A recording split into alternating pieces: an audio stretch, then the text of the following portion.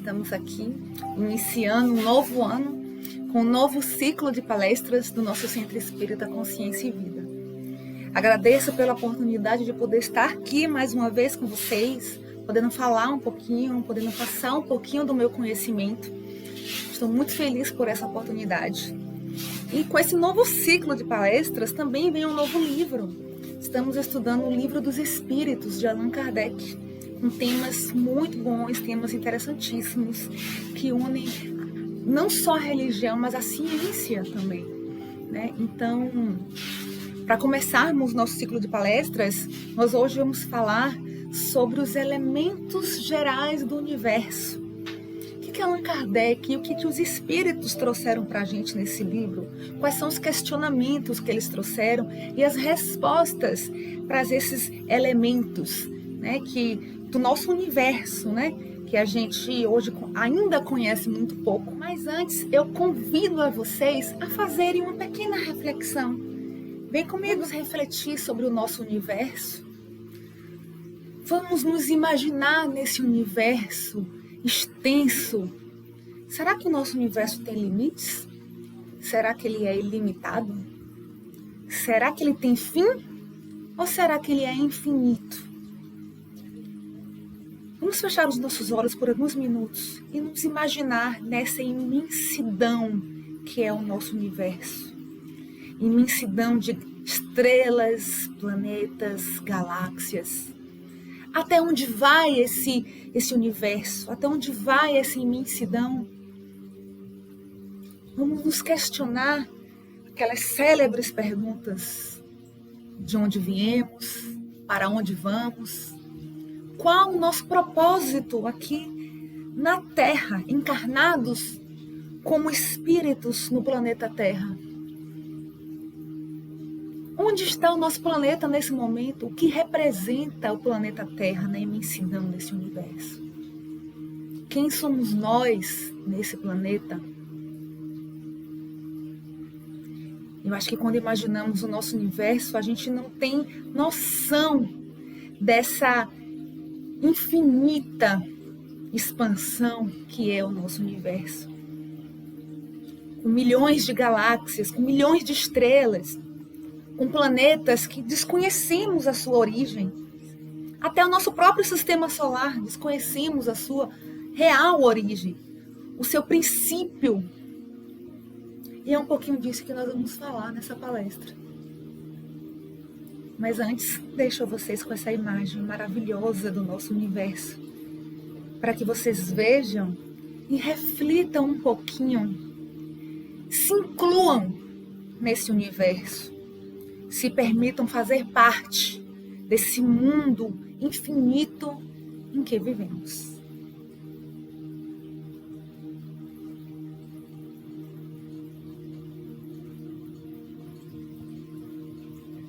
Se permitam sentir parte. Se permitam penetrar nessa imensidão. Se permitam viajar nessa imensidão.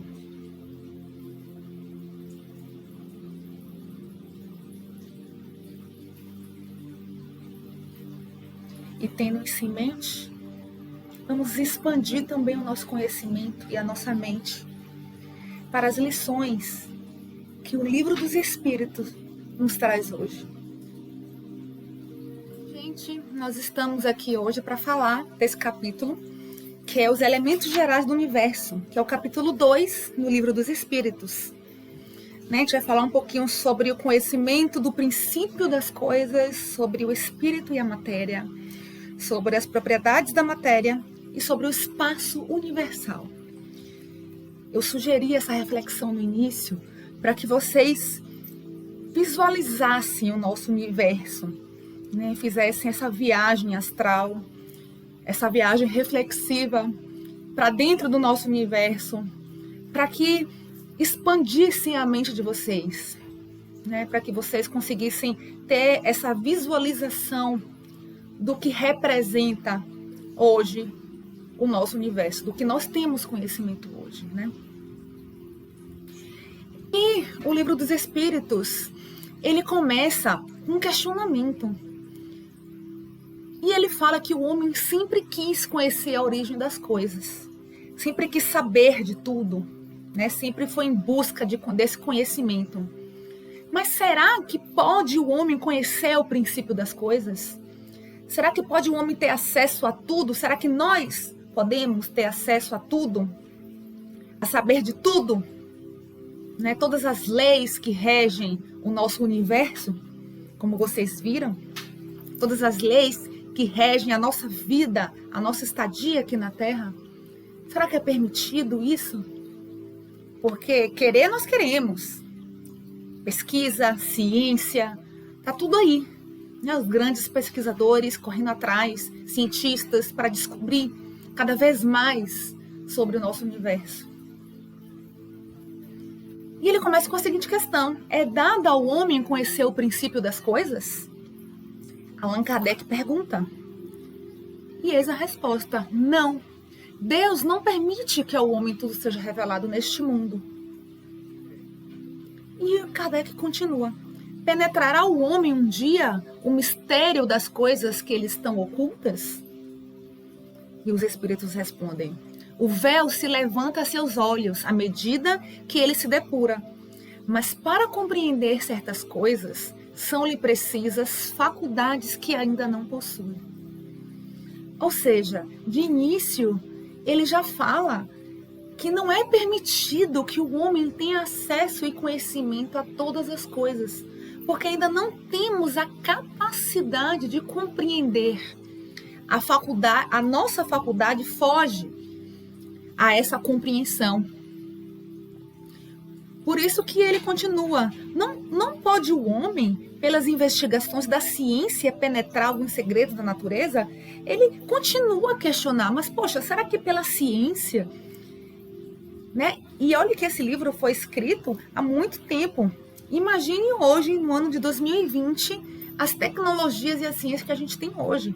Então, naquela época, ele já perguntava: será que com a ciência não será possível a gente conhecer essas coisas? Não é possível mergulhar nesse universo e ter o conhecimento? E os espíritos respondem: a ciência lhe foi dada para seu adiantamento em todas as coisas. Ele, porém, não pode ultrapassar os limites que Deus estabeleceu. Ou seja, nós estamos encarnados, apesar de termos a ciência a nosso favor, né, de termos esse conhecimento, ainda não é dado a possibilidade de conhecermos tudo. Não temos condições para conhecermos todos os mistérios ainda. Não somos evoluídos suficientemente para que tenhamos acesso a esse conhecimento, principalmente se tratando do que fala do mundo espiritual e das grandezas, da infinitude do universo, né? Então, daí nós tiramos, quando os espíritos respondem, que as nossas faculdades ainda não possuem essa condição. Ainda não possuímos essa limitação, por isso que nem tudo será revelado neste mundo, para nós, seres humanos, encarnados no planeta Terra.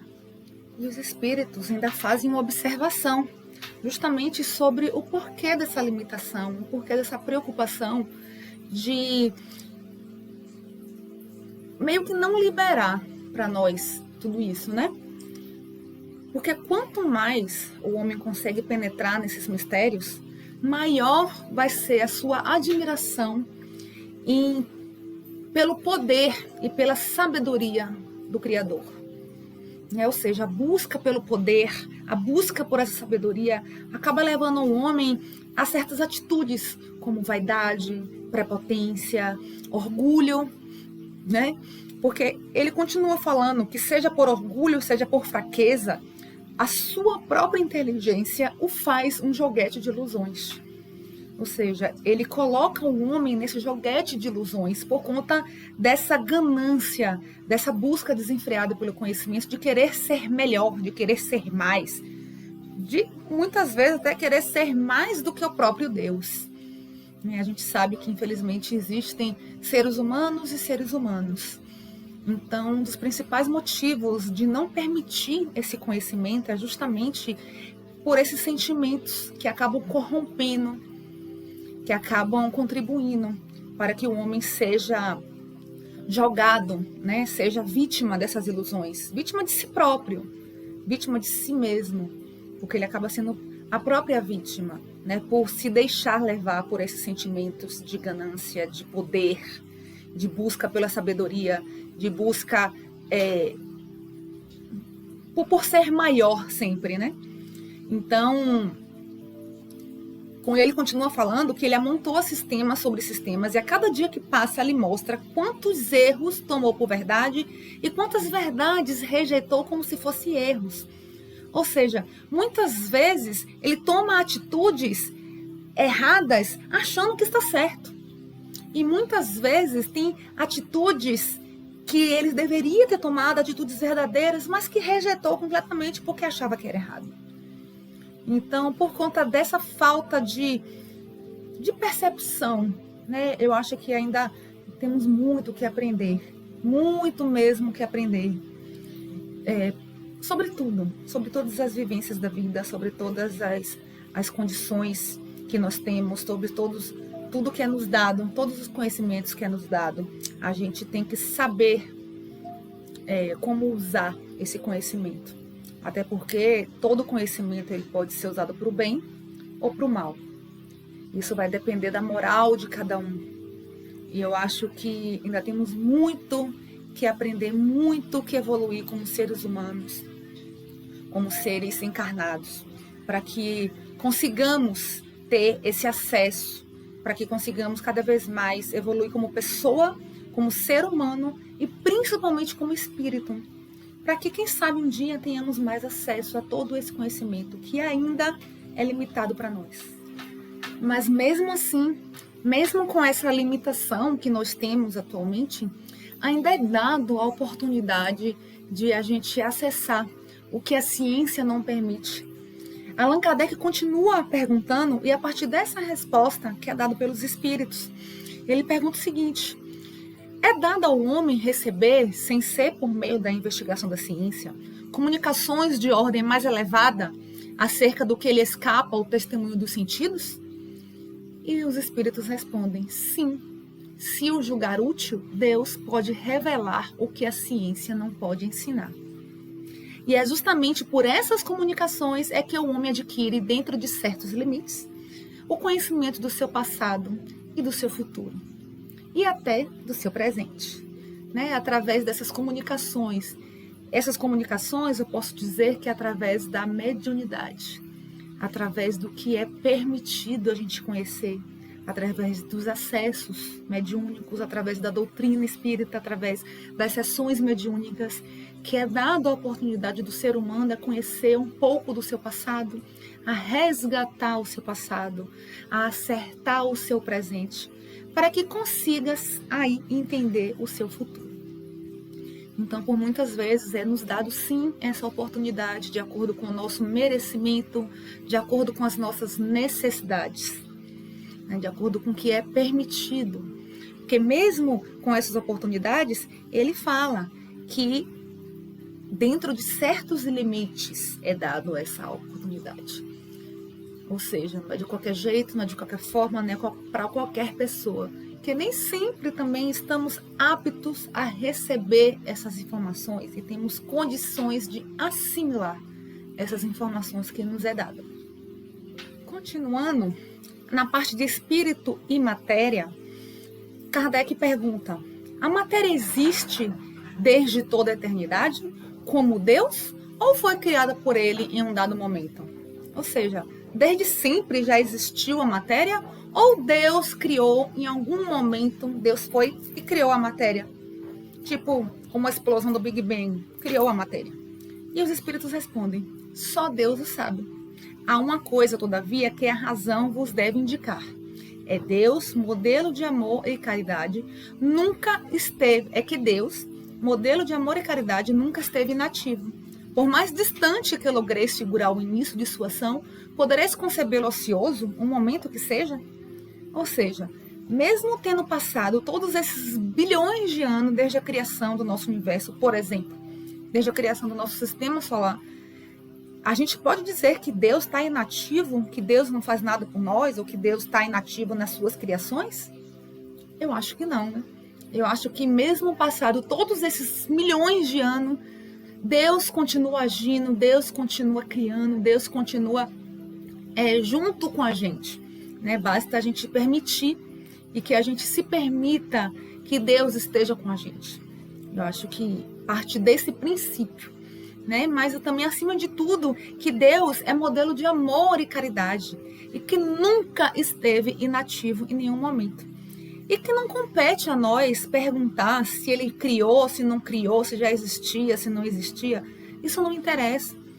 O que importa é que existe esse universo infinito, existe a matéria, e se ele criou antes ou depois, não tem importância para nós nesse momento. Não nos cabe conhecer isso nesse momento. Os espíritos deixam bem claro, só Deus sabe. Não importa. Não é importante para vocês nesse momento saber disso. O que vocês precisam saber é que Deus nunca esteve inativo e nunca está inativo. Eu acho que isso seria o mais importante. Na questão 22, ele pergunta assim: que definição podeis dar à matéria? Kardec continua esse questionamento. E os espíritos respondem: a matéria é o laço que prende o espírito, é um instrumento de que este se serve e sobre o qual, ao mesmo tempo, exerce a sua ação. Ou seja, o espírito se serve da matéria, utiliza a matéria e, ao mesmo tempo, ele exerce a sua ação sobre a matéria. Por isso que, desse ponto de vista, a gente pode considerar que a matéria é o agente, o intermediário com o auxílio do qual e sobre o qual atua o espírito. Até porque, na questão 22, ele questiona assim, define-se geralmente a matéria como sendo o que tem extensão, o que é capaz de nos impressionar os sentidos, o que é impenetrável? São exatas essas definições? Ele primeiro pergunta, como é que a gente pode definir essa matéria? É aquela matéria que a gente pega, que a gente vê, que exerce uma impressão sobre os nossos sentidos? Ele fala sobre os nossos 5 sentidos, olfato, tato, paladar. Por exemplo, nesse livro, eu consigo pegar através do meu sentido do tato, eu consigo ver, eu consigo saber que ele existe, porque eu estou vendo, eu estou pegando esse livro. Mas ele responde essa pergunta no seguinte: do ponto de vista, do vosso ponto de vista, do nosso ponto de vista, elas são, porque não falais senão do que conheceis. A gente não fala do que a gente não conhece. Então, mas a matéria existe em estados que ignorais, ou seja, existem vários estados que a gente às vezes pode não conhecer. Pode ser, por exemplo, tão etérea e sutil que nenhuma impressão vos cause os sentidos, contudo é sempre matéria. Para vós, porém, não seria. Por isso que a gente fala também desse termo semimaterial para o perispírito, que ainda é matéria, porém etérea e sutil. Então, quando ele fala que a matéria ele existe em vários estados, nós podemos conceber que o nosso perispírito, o nosso elo de ligação entre o espírito e o nosso corpo físico, é também uma matéria, só que uma matéria sutil, uma matéria mais etérea. Mesmo sendo etérea e sutil, continua sendo matéria.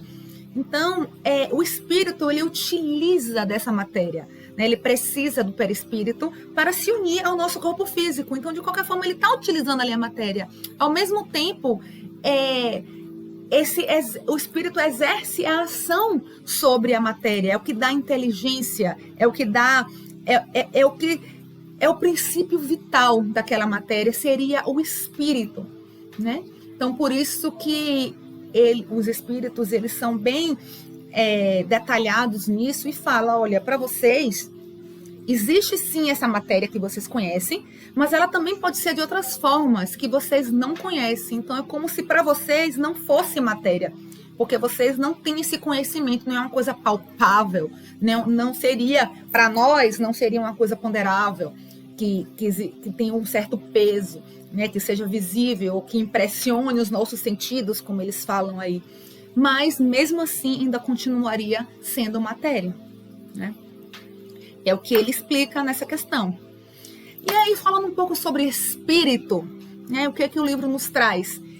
Allan Kardec então pergunta, então você falou que o espírito ele utiliza a matéria e ele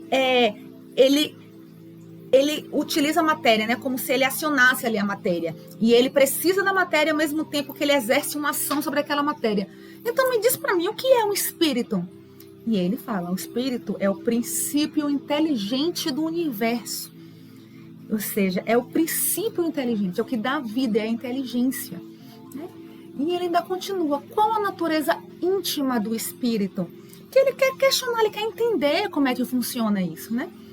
E responde, o espírito com linguagem humana não é fácil de ser analisado, porque o espírito não é uma coisa palpável. Então é como se ele perguntasse, tá, beleza, você me disse que a matéria é a matéria, é aquilo que a gente conhece, que ela existe de diversas formas, pode ser de uma forma mais densa, mais pesada, como também pode ser de forma mais sutil. Então, mas como seria o espírito? Né? Como seria, para poder a gente entender? É porque a gente quer pegar, né? A gente quer sentir, a gente quer ver. Mas ele já de prontidão já fala, olha, o espírito não é uma coisa que você pode ser analisada, não pode ser analisada por vocês, porque não é uma coisa palpável, você não pode pegar o espírito. O espírito é um princípio inteligente, não é nada palpável, não é alguma coisa que você pode mensurar. Né? E aí, Allan Kardec então pergunta, então o espírito é sinônimo de inteligência? E continua, a inteligência é um atributo essencial do espírito. Todavia, como ambos se confundem num princípio comum, para vós são a mesma coisa. É porque ele fala que a inteligência é um atributo do espírito. O espírito não é propriamente a inteligência. Mas para que a gente entenda, para que a gente tenha esse conceito mais formado na nossa mente, ele sugere que a gente subentende-se que para nós seria a mesma coisa. Como se para nós a inteligência e o espírito fosse uma só coisa. Já que ele disse que é o princípio inteligente. Então, é uma forma de a gente assimilar, de a gente entender. Mas ele já disse que a inteligência é um atributo, uma característica, uma qualidade do espírito. Que o espírito possui a inteligência, mas que não é nada palpável que a gente possa mensurar. Continuando, Allan Kardec pergunta, então, já que você está me falando isso, o espírito independe da matéria ou é apenas uma propriedade desta, como as cores são da luz e o som é do ar? Ou seja, então, é independente, o espírito é uma coisa e a matéria é outra, ou um depende do outro, o espírito depende da matéria e a matéria depende do espírito? E eles respondem, espírito e matéria são distintos, mas a união dos dois intelectualiza a matéria. Ou seja, são coisas diferentes, mas o que dá a inteligência, o que intelectualiza a matéria é o espírito. Porque se fosse só o nosso cérebro, com os nossos neurônios sozinho, sem esse princípio inteligente atuando sobre nós, a gente não seria intelectualizado, não teria essa inteligência. Porque o cérebro por si, os neurônios sozinhos, ele não daria essa inteligência como a gente tem na nossa mente. Né? É só o canal por onde circula esse fluido, esse princípio inteligente. Ele precisa de canais de ligação, de elos que atuem no nosso corpo físico. Então, os neurônios eles vão atuar no nosso cérebro, vão atuar no nosso corpo, para que a partir daí o espírito, que é o princípio inteligente, possa atuar no nosso corpo através desses órgãos sensoriais que a gente tem, desses órgãos neurológicos, dessas atuações neurológicas que a gente tem através do nosso cérebro. Então, a união dos dois, do espírito e da matéria, é o que vai intelectualizar, que vai nos trazer isso, né? O fato de eu estar aqui falando com vocês, de eu estar conseguindo passar esse conhecimento, é meu espírito, é meu princípio inteligente atuando sobre a minha matéria, é a união das duas coisas, né? E ele conclui, na letra A, ele fala assim, essa união é igualmente necessária para a manifestação do espírito. Entendemos aqui por espírito o princípio da inteligência, a abstração feita das individualidades que por esse homem se designam.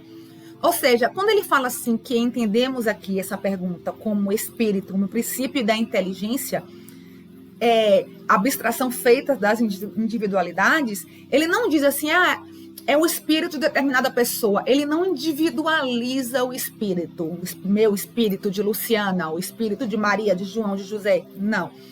Ele fala do espírito como geral, como generalizado, como um princípio inteligente. Né? Ele pergunta que se essa união do princípio inteligente é necessária para a manifestação do espírito. Eles respondem, é necessária a vós outros, porque não tendes organismos aptos a perceber o espírito sem a matéria. Vossos sentidos não são feitos para isso. Ou seja, nesse momento, como encarnados, sim, é necessário, porque a gente não teria organismo para perceber o espírito sem a matéria. Então, nesse momento, é preciso essa união do espírito com a matéria, com o nosso corpo físico. Porque eu não conseguiria conceber o meu espírito fora do meu corpo. Se eu não tivesse o meu corpo aqui, nesse momento encarnado, atuando, como, por exemplo, atuando nesse momento, nessa palestra, e que eu percebesse esse espírito fora do corpo. Então, é necessário, sim, nesse momento, para que eu perceba meu espírito, para que eu entenda, para que eu tenha a certeza de que meu espírito, meu princípio inteligente está atuando nesse momento, através do meu corpo físico. Talvez, quando a gente estiver mais desapegado, quando nos desvencilharmos dessa forma física, desse envoltório carnal, envoltório físico, que é o nosso corpo, a gente consiga perceber o nosso espírito sem a necessidade da matéria. Mas nesse momento, os nossos sentidos não são feitos para isso. Né? A gente não consegue perceber. Nossos sentidos, quais são? Tato, paladar, olfato, visão e audição. Então, todos esses sentidos, para estarem agindo, precisam dos órgãos sensoriais. Dos olhos, dos ouvidos. Né? A gente vai até falar um pouquinho isso lá na frente também, um pouquinho mais sobre isso. Sobre a importância desses órgãos dos sentidos nesse momento. A gente entender e a gente ter essa percepção, né? E entender como é que funciona tudo isso no nosso corpo. Então, gente, como vimos, sem a união do espírito com a matéria, não seria possível essa percepção do espírito, né? Não seria possível perceber o espírito, só através realmente dessa união. Mas Allan Kardec continua com a pergunta. Ele faz assim, pode-se conceber o espírito sem a matéria e a matéria sem o espírito? Pode-se conceber no sentido de entender, né? E a matéria sem o espírito? E eles respondem, pode-se, sem dúvida, pelo pensamento. Ou seja, ele está falando aqui que neste momento, nós como encarnados, nós conseguimos conceber o espírito pelo pensamento, que é a forma que nós podemos encontrar para conceber o espírito, para ter esse entendimento de espírito, né, através do nosso pensamento. Porque como a gente viu, na escala evolutiva que nós estamos hoje, não temos essa condição ainda de perceber o espírito de outras formas, que não seja através do nosso pensamento. Né? Isso pela estágio evolutivo em que nos encontramos nesse momento, como encarnados no planeta. Né? Então ele questiona, então haveria sim dois elementos gerais do universo, a matéria e o espírito? Porque você já falou da matéria, nós já falamos da matéria e de que forma nós podemos perceber essa matéria, nós podemos entender essa matéria, inclusive ela pode ser mais etérea, pode ser demonstrada de outras formas, sem a forma pesada e densa que a gente conhece. Então ele fala, então haveria sim dois elementos, seria a matéria e seria o espírito, que você está falando agora? E ele fala, sim, e acima de tudo Deus, o Criador, o Pai de todas as coisas. Essas três coisas são o princípio de tudo do que existe, a Trindade universal. Então, gente, nessa primeira frase, a gente pode perceber que existe a Trindade universal, que é Deus, acima de tudo, o Espírito e a matéria. São os três elementos principais do universo, os três elementos primordiais do universo, né? Os três elementos gerais do universo: Deus, o Espírito e a matéria. Ele ainda continua falando assim, os espíritos continuam falando assim: mas ao elemento material é preciso juntar o fluido universal, que desempenha papel intermediário entre o espírito e a matéria propriamente dita, pois é muito grosseira para que o espírito possa ter uma ação sobre ela. Não, a gente não pode deixar de falar do fluido universal, que é o elemento primordial, que é um elemento intermediário justamente entre o espírito e a matéria. Porque o espírito, ele é tão sutil, ele não pode nem ser mensurado, palpável. Como é que ele poderia agir sobre a matéria, como a gente já tinha falado anteriormente? É justamente através do fluido cósmico universal. E a gente não pode deixar de falar desse fluido, que é tão importante, que exerce ação diariamente e prioritariamente em nossas vidas. O fluido cósmico universal, embora de certo ponto de vista seja lícito classificá-lo como elemento material, ele se distingue destes por propriedades especiais. Ou seja, ele não é totalmente material. Existem as propriedades especiais do fluido. Se o fluido universal fosse positivamente matéria, razão não haveria para que também o espírito não fosse. Ou seja, se o fluido fosse matéria, o espírito também seria. Então, o fluido, ele não é matéria como a gente conhece. Ele é fluido, ele é diferente, ele tem propriedades especiais para que o espírito possa agir através dele. Ele está colocado entre o espírito e a matéria. É fluido, é suscetível pelas suas inumeráveis combinações que pode ter com a matéria e está sobre a ação do espírito, capaz de produzir uma infinita variedade de coisas, de que apenas conheceis uma parte mínima. Ou seja, ele pode agir sobre a matéria infinitas possibilidades. Tudo que a gente conhece hoje tem a ação do nosso fluido cósmico universal, que é esse fluido que age sobre todas as coisas. Esse fluido universal, primitivo ou elementar, sendo o agente de que o espírito se utiliza, é o princípio sem o qual a matéria estaria em perpétuo estado de divisão e nunca adquiriria as propriedades que a gravidade lhe dá. Por exemplo, se o fluido não estivesse atuando, inclusive sobre a matéria densa, a gente teria as coisas desorganizadas. Por exemplo, o fluido atua sobre a gente para que a gente esteja aqui em pé, nesse momento, no chão. Para que a gravidade exerce e a gente não saia flutuando por aí. Ou saia se dividindo, saia se desfragmentando. Imagine se o fluido não estivesse atuando para manter as nossas moléculas unidas do nosso corpo. A gente estaria se fragmentando o tempo todo, ou estaria voando por aí, porque a gravidade não teria ação sobre a gente. Então, o fluido atua sobre a gravidade, o fluido atua sobre a matéria, o fluido atua sobre tudo que a gente conhece. É meio que estranho você não pensar que o fluido está atuando o tempo inteiro, porque é ele que garante essas combinações das moléculas, é ele que garante a estabilidade das matérias, é ele que garante que a mesa fique lá parada como uma mesa. É ele que garante que aqui, o meu computador, que eu estou falando com vocês, fique aqui parado como um computador. Entende? Como é importante essa ação que o fluido tem sobre as nossas vidas? O fluido cósmico universal é a matéria elementar primitiva, cujas modificações e transformações constituem a inumerável variedade dos corpos da natureza. Pense em qualquer coisa. Pense em um objeto. Vamos lá. De forma bem fácil. Pense em qualquer objeto. Mesa. Não sei por quê, que a gente só pensa em mesa, né? Mas até aquela mesa, para estar ali, atuando daquela forma, parada, com a matéria. Do que é formada a mesa? Madeira. Vamos botar uma mesa de madeira, né? As moléculas de carbono que formam a madeira.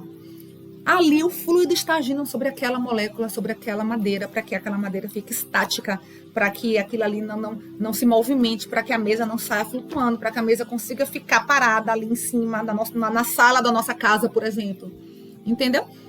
Então, é como o fluido está agindo sobre todas as coisas, e não só coisas inertes, mas coisas vivas, sobre todos os seres vivos, o fluido está exercendo. Sobre nós, seres humanos, sobre os animais, sobre as plantas, né, dando vida naquelas plantas, porque o fluido universal vai agir sobre a matéria inerte e também sobre a matéria viva, que somos nós, seres humanos aqui encarnados, né?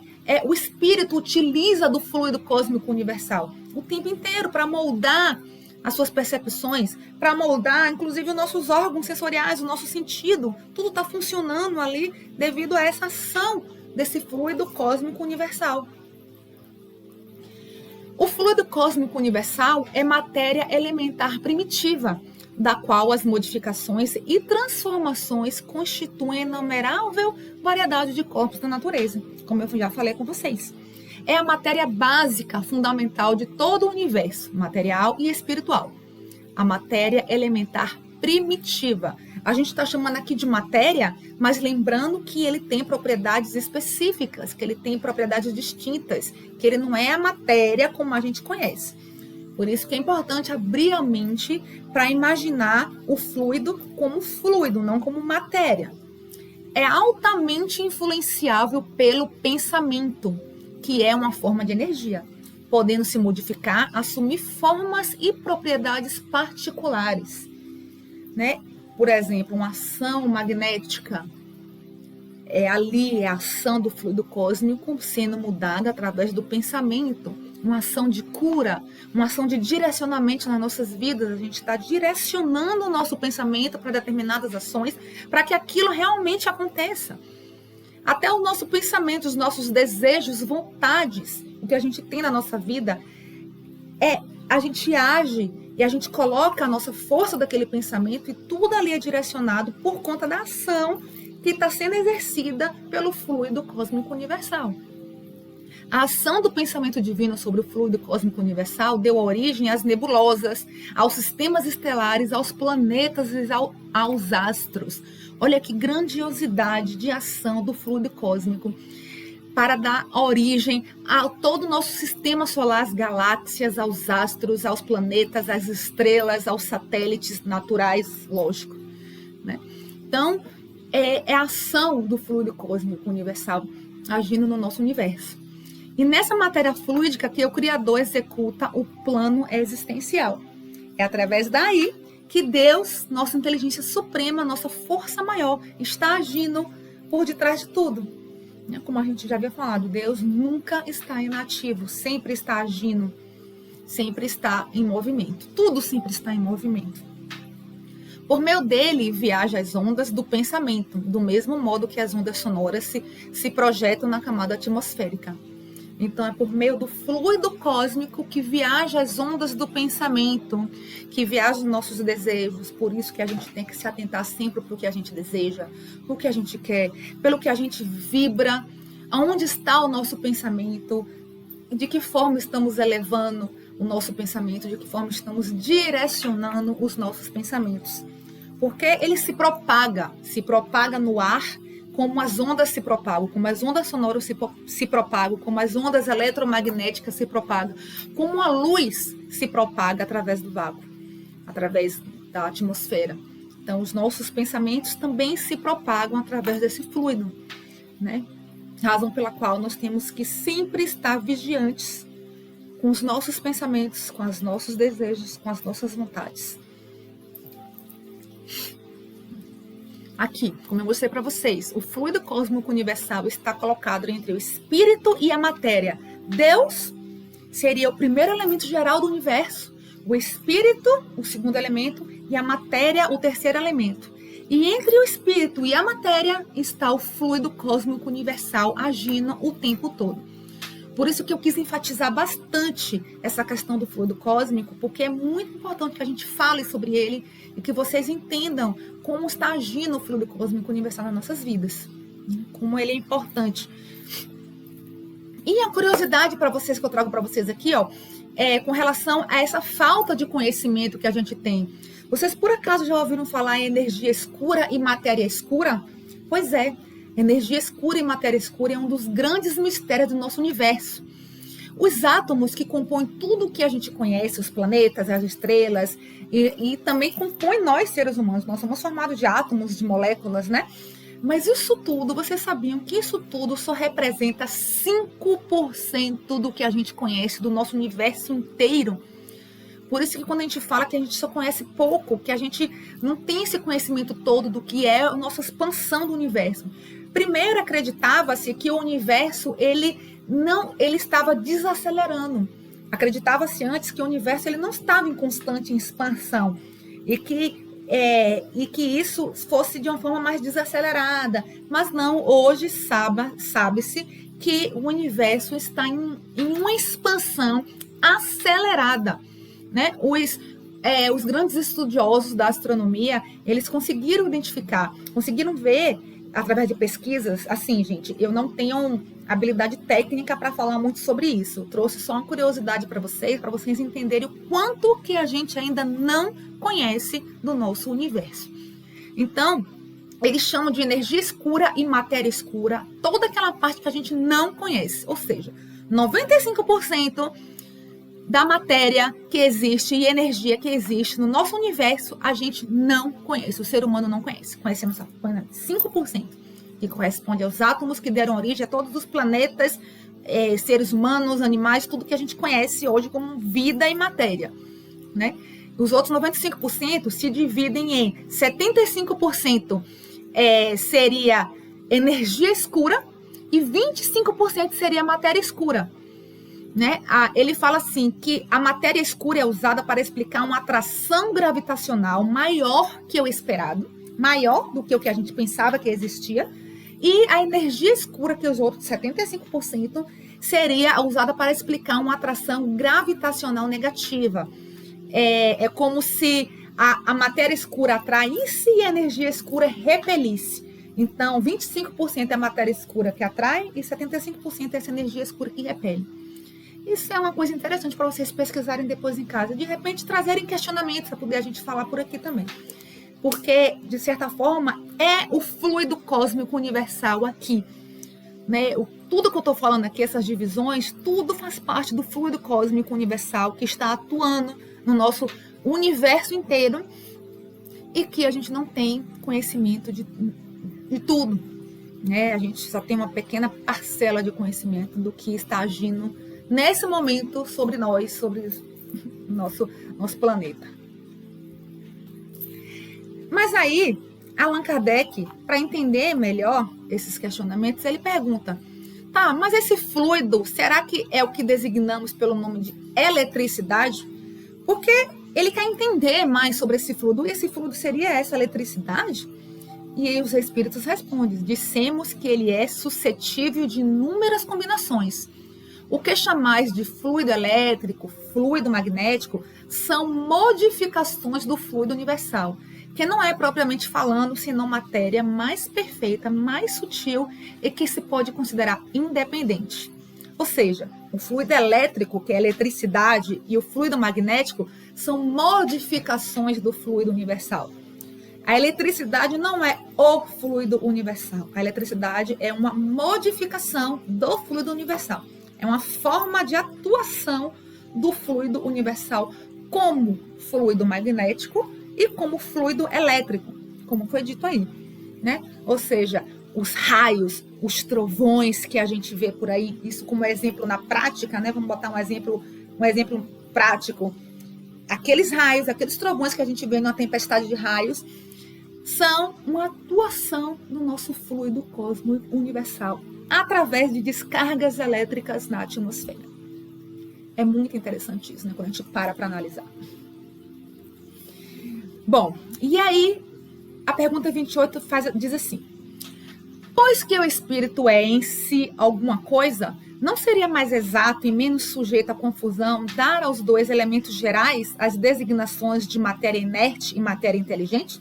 Não era mais fácil dizer que um é matéria inerte e outro é matéria inteligente? Né? Já que a gente fala muito sobre o princípio inteligente, sobre a matéria, e os espíritos respondem: as palavras pouco nos importam, compete-nos a vós vos formular a vossa linguagem de maneira que vos entenderdes. As vossas controvérsias provêm quase sempre de não vos entenderdes acerca dos termos que empregais, por ser incompleta a vossa linguagem para exprimir o que vos fere os sentidos. Não importa a denominação e a linguagem que a gente usa.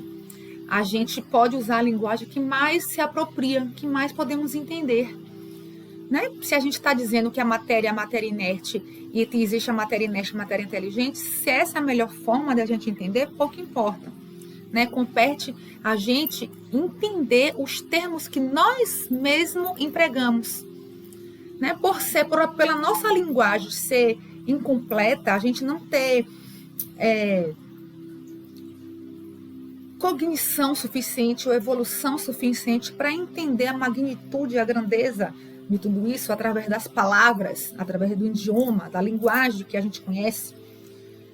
A gente deve entender da melhor forma que a gente pode conseguir entender, né? Mas sempre abrindo a nossa mente e abrindo nossos horizontes para novas definições, sair daquilo que a gente conhece, mas expandir a nossa mente para coisas que muitas vezes a gente não consegue conceber, não consegue entender, porque é fora da nossa realidade. Às vezes fica fora da nossa caixinha, né? Fora da nossa realidade.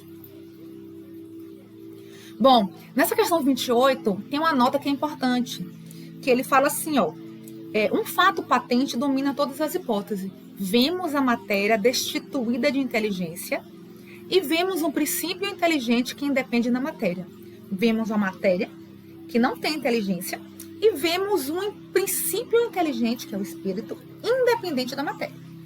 A origem e a conexão dessas duas coisas nos são desconhecidas, ainda são desconhecidas. Se elas fazem parte ou não de uma única fonte, se há pontos de contatos entre ambas, se a inteligência tem existência própria, ou se é uma propriedade, um efeito, ou se é mesmo, conforme a opinião de alguns, uma emanação da divindade, ignoramos. Ou seja, os espíritos ignoram. Elas nos mostram como sendo distintas, são diferentes. Uma coisa é a matéria, outra coisa é o espírito. Daí consideramos las formando os dois princípios constitutivos do universo. Por isso que eles falam que é um dos elementos gerais do universo, a matéria e o espírito, porque são elementos distintos. Se uma depende da outra, se uma atua sobre a outra, não importa. Aí são formas de ação, mas a origem são distintas. Vemos, acima de tudo isso, uma inteligência que domina todas as outras, que as governa, que se distingue delas por atributos essenciais. A essa inteligência suprema damos o nome de Deus, que é Deus, que seria o terceiro elemento geral do universo, que rege todos os outros, que rege os dois elementos, que é a matéria e o espírito. Ainda falando sobre a matéria, Kardec pergunta: a ponderabilidade é atributo essencial da matéria? Da matéria, como entendeis, sim. Não, porém, da matéria considerada como fluido universal. A matéria etérea e sutil que constitui esse fluido vos é imponderável. Nem por isso, entretanto, deixa de ser o princípio da vossa matéria pesada. Ou seja, a matéria como a gente entende como matéria, a matéria densa, a matéria pesada, sim, ela é ponderável, porque ela tem um peso. Né? Ela é mensurável, ela tem um peso. Agora o fluido não. O fluido não pode, é imponderável, não pode ser pesado, não pode ser mensurável, não pode ser medido. Tanto que ele fala que ele é dessa forma, ele é imponderável, mas ele é o princípio da nossa matéria densa que a gente conhece. A matéria que a gente conhece tem como princípio o fluido universal. A gravidade é uma propriedade relativa. Fora das esferas de atração dos mundos não há peso, do mesmo modo que não há alto nem baixo. É uma forma de comparação, né? A gravidade é exercida aqui, na Terra. A gente precisa da ação da gravidade aqui para manter as coisas no lugar, senão a gente saia flutuando. Mas lá fora, no universo, fora daquele planeta, fora dessa zona, não existe gravidade, não existe peso, não existe... não é diferente, né, como é na Terra. Tanto que, às vezes, a gente vê filmes de astronauta, ou às vezes a gente vê documentários nessas estações lunares, estações espaciais, onde as pessoas elas ficam flutuando, né? Elas flutuam porque não tem gravidade, que não tem força de atração que faça com que elas fiquem em pé parada, né? Se não tiver uma roupa específica ou alguma coisa que as prenda, elas flutuam. No universo, a gente vê de vários desses filmes que os astronautas, quando ficam no universo, eles ficam flutuando, não tem peso, não tem peso e nem gravidade. Bom, e ele pergunta, a matéria é formada de um só ou de muitos elementos? A matéria é formada de um só elemento primitivo, que não é o que conhecemos. A matéria que a gente conhece hoje é formada de um único elemento primitivo, que a gente não conhece, mas a origem comum. Toda a matéria, quando eu falo matéria, gente, eu não falo só de matéria estática, não. Nosso corpo é matéria, um ser vivo é matéria, um animal é matéria. Então, a matéria que a gente conhece, a formação dos seres vivos, por exemplo, teve o princípio comum, que foi esse elemento primitivo, que deu origem a essa matéria, que deu origem às moléculas, aos átomos, que constituem hoje a matéria e o ser vivo que a gente conhece. Pensando nisso, eu trouxe aqui para vocês darem uma olhada na evolução humana. A evolução humana através de Deus, as sementes da vida, a matéria inorgânica, através da linha biológica da evolução dos seres vivos, nós temos o protoplasma, os vírus, depois as bactérias e algas, os protozoários, fungos, as plantas, os animais, e a partir disso, os animais superiores, que é o homem. Então, é como se tudo tivesse a mesma linha de evolução. Todos eles, todos os animais, todos os seres vivos que a gente conhece hoje, seja ele vegetal ou animal ou hominal, teve a mesma origem. E eu posso provar isso. Olha só isso daqui. Isso são embriões de vários seres vivos. Embrião do peixe, embrião da salamandra, da tartaruga, da galinha, do coelho e do homem. Olhem essa primeira linha aqui. Vocês veem alguma diferença nessa primeira linha? Vocês veem alguma diferença? Desculpem. Vocês veem alguma diferença nessa primeira linha? Vem alguma diferença nesses embriões? Pouquíssima diferença, né? Isso nos mostra como nós viemos do mesmo princípio material, do mesmo princípio primitivo. Lógico que a partir da evolução, a partir do desenvolvimento do embrião, vai adquirindo características próprias de cada animal, de cada ser, de cada grupo. Mas nós temos a mesma origem comum, o mesmo princípio primitivo que deu origem à nossa matéria. E de onde se originaram as diversas propriedades da matéria? Bom, as diversas propriedades da matéria são modificações das moléculas elementares ao se unirem. Todas as moléculas de carbono, de átomo, as várias moléculas que a gente conhece hoje, elas se modificam para formar determinadas coisas, né? Se modificam para formar tudo que a gente conhece hoje, como matéria, como ser vivo, como matéria, como planta, se é um átomo que se junta e vai se formando e vai formando determinado elemento. Átomos químicos que vão se unindo e vão formando outros determinados elementos. Né? De acordo com o que a gente vinha de dizer, os sabores, os odores, as cores, o som, as qualidades venenosas ou salutares dos corpos não passariam de modificações de uma única substância primitiva. Foi o que eu falei com relação aos sentidos. Né? De acordo com o que a gente viu, todos os sabores, os odores, as cores, tudo que a gente percebe hoje, toda a percepção que a gente tem hoje, que a gente é capaz de sentir através dos nossos sentidos, capaz de ouvir, capaz de ver, capaz de provar, de sentir através do tato, de todos os nossos sentidos. Tudo que a gente percebe não veio tudo de uma única substância primitiva? Sim, sem dúvida. É que só existem devido à disposição dos órgãos destinados a percebê-las. Ou seja, a gente só consegue perceber por causa dos nossos órgãos sensoriais, que é capaz de perceber todas as coisas vivas, mortas, estagnadas, todos os animais, minerais, vegetais, todos os reinos disponíveis que a gente pode, que a gente conhece através do nosso sentido. Né? A demonstração deste princípio se encontra no fato de que nem todos percebemos a qualidade dos corpos do mesmo modo. Enquanto que uma coisa agrada aos gostos de um, para o outro já não agrada tanto. O que uns veem azul, o outro vê vermelho. O que para uns é um veneno, para outros é inofensível ou salutar. Então, para cada ser vivo, é de uma forma que percebemos. Eu amo chocolate, mas pode ter alguém que detesta chocolate, né? Eu acho que as percepções são diferentes para cada um. A forma como nós percebemos tudo isso é diferente para cada pessoa, né? E isso tudo perceptível através dos nossos sentidos, né? O que pode ser veneno para um e pode ser ruim para outro, por exemplo. Para nós, o veneno é mortal, é perigoso. A gente não pode ter contato com veneno. Mas para a cobra é um objeto de defesa. É a forma dela sobreviver, é a forma onde ela se alimenta. Ela não conseguiria, talvez, sobreviver sem o veneno. Então, assim, para esse animal é importante, para outro já não é mais tão importante, né? Então, é importante que a gente tenha essa percepção de mundo e saber que tudo que a gente conhece, todos os objetos, seres vivos, matéria, seja ela viva ou seja ela inanimada, vem de um único princípio primitivo, que também tem origem através do fluido cósmico universal. Tudo está em tudo. A mesma matéria elementar é suscetível de experimentar todas as modificações e de adquirir todas as propriedades? Sim, é isso que se deve entender quando dizemos que tudo está em tudo.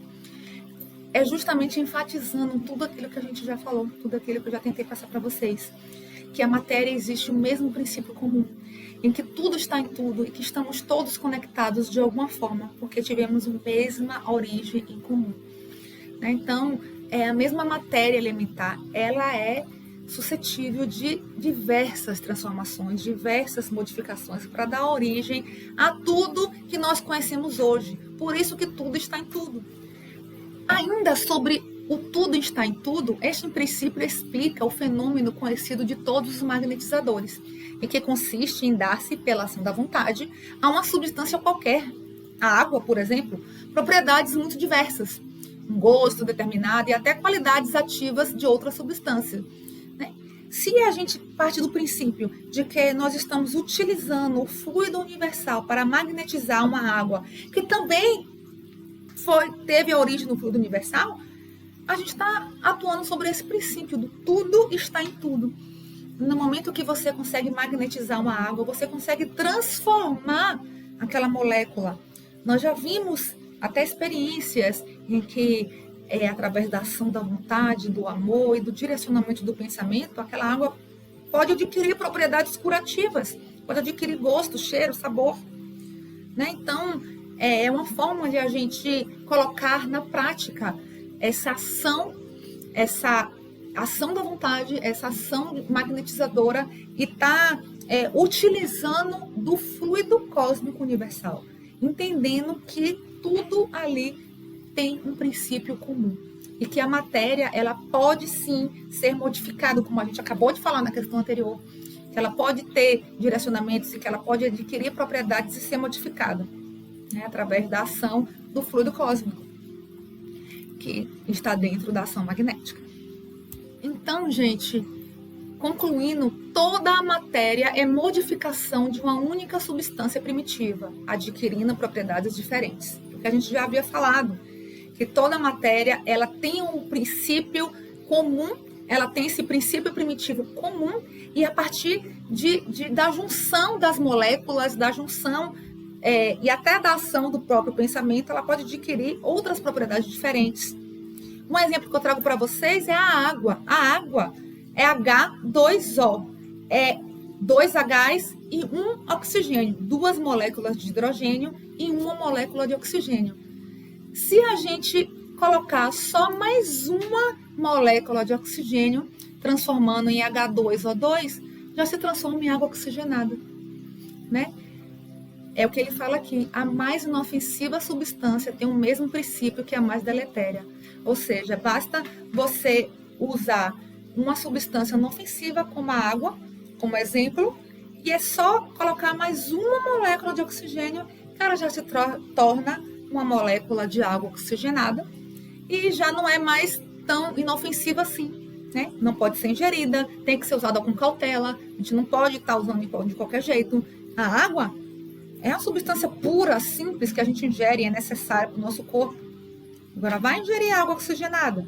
Não pode, né? É uma forma de um exemplo que a gente traz, que o próprio livro dos Espíritos traz, para mostrar para vocês de que as substâncias têm a mesma origem, que é só uma mudança de molécula, às vezes um único átomo muda de lugar e já dá origem a uma outra substância completamente diferente.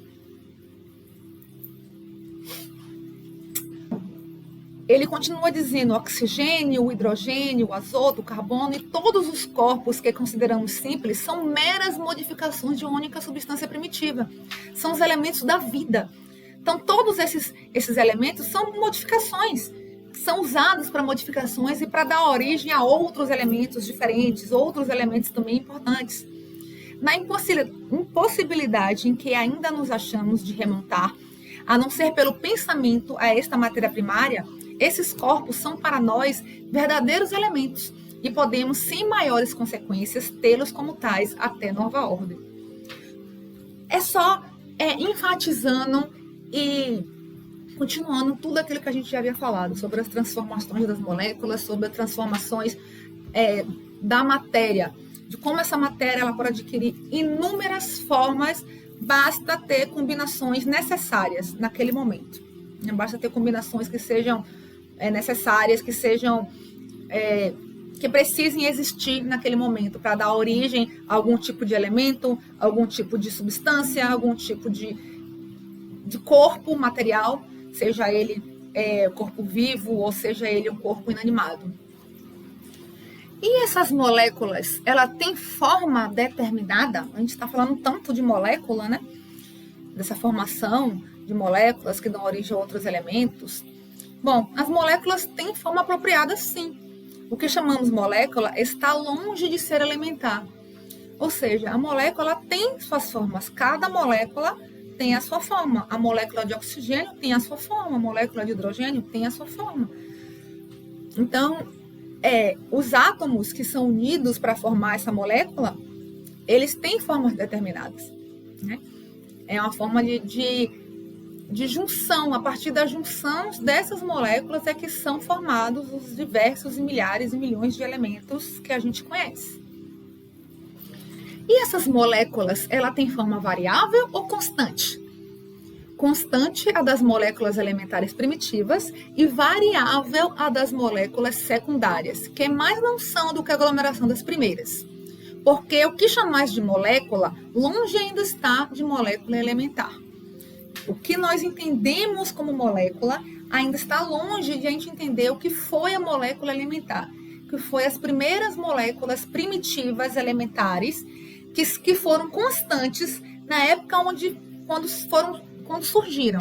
A partir do surgimento das moléculas elementares primitivas, que eram constantes, deu-se origem às moléculas variáveis que conhecemos hoje, que são as moléculas que nós conhecemos hoje, né? Que dão origem aos elementos que a gente conhece, a todos os elementos, toda aquela tabela periódica que a gente conhece, e a partir daí dá origem a vários e vários organismos, seres e corpos que a gente conhece.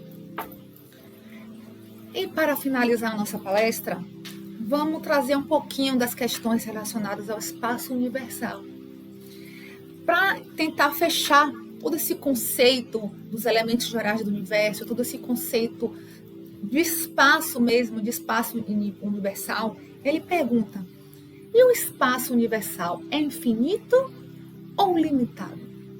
E os espíritos respondem: O espaço universal é infinito e isso ainda não podemos compreender.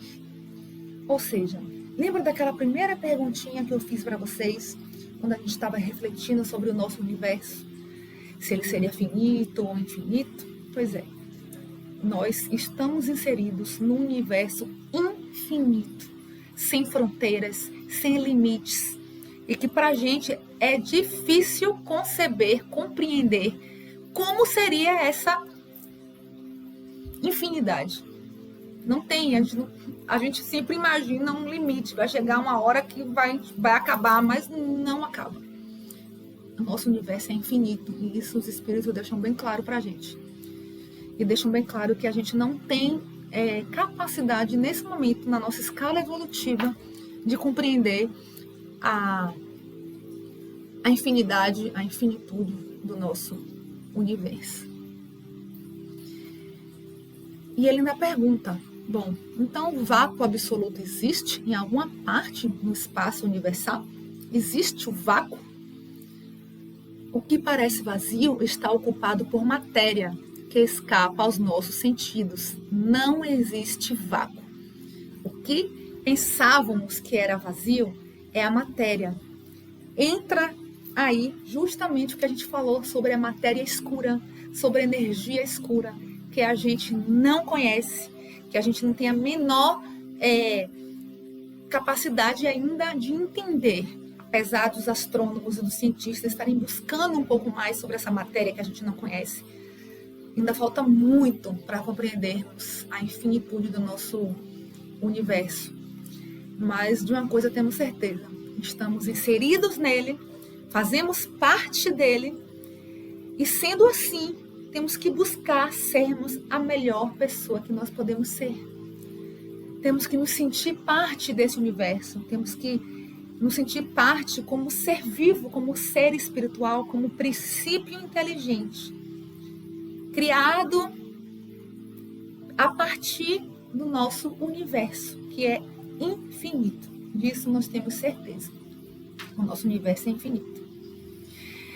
E eu finalizo essa palestra trazendo para vocês essa mensagem. Deus existe, não podeis duvidar disso. É essencial. Crede em mim, não deveis ir além, não vos percais no labirinto de onde não podereis sair. Isso não vos torna melhores, mas talvez um pouco mais orgulhosos, porque acreditareis saber e na realidade não sabereis nada. Não precisamos estar com fome de saber mais do que o que é necessário para nós. Não vamos perder tempo com esses questionamentos. Vamos sim olhar para nós e perceber o quanto podemos ser melhores, o quanto podemos evoluir como ser humano, como ser vivo, como espírito. Deixai de lado todos esses sistemas. Tende muitas coisas que vos tocam, mais diretamente, a começar por vós mesmos, a começar por nós mesmos. Estudai as nossas próprias imperfeições, a fim de vos desembaraçar delas. Isso será mais útil do que querer penetrar do que é impenetrável. Então vamos nos preocupar com a nossa evolução, com nós mesmos e como nós podemos ser a partir de agora. Vamos aproveitar 2021 para nos tornarmos melhores, para amarmos mais, para acreditarmos mais, para termos mais fé, para que assim possamos viver mais. Gente, obrigada. Desculpe se eu me alonguei, mas é um assunto muito importante, muito interessante que eu queria passar para vocês. Obrigada a todos. Fiquem com Deus.